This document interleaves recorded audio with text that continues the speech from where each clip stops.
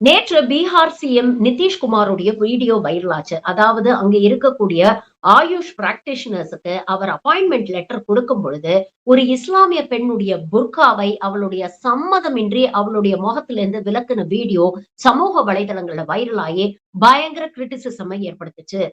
ஒரு பெண்ணுடைய அனுமதி இல்லாமல் எப்படி நீங்க அவள தொடலாம்? ஒரு மாநிலத்துடைய முதலமைச்சர், ஒரு சீனியர் லீடர் இப்படி கொஞ்சம் கூட கண்ணியம் இல்லாம, மாண்பு இல்லாம பிஹேவ் பண்ணலாமா? ஒரு பெண்ணுடைய சம்மதமின்றி அவள தொடக்கூடாது அப்படிங்கிறது ஒரு மாநிலத்துடைய முதலமைச்சருக்கு தெரியாதா?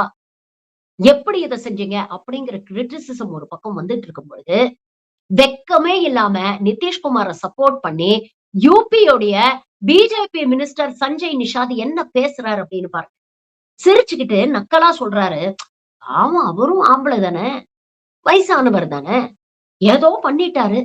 சரி முகத்த தானே தொட்டாரு. வேற எங்கேயாவது தொட்டிருந்தாருன்னா என்ன பண்ணிருப்பீங்க?"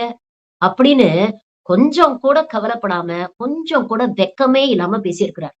இன்னைக்கு இந்த வீடியோ தான் சமூக வலைதளங்கள்ல வைரல் ஆயிட்டு இருக்கு. எல்லாரும் கழுவி கழுவி ஊத்திட்டு இருக்காங்க.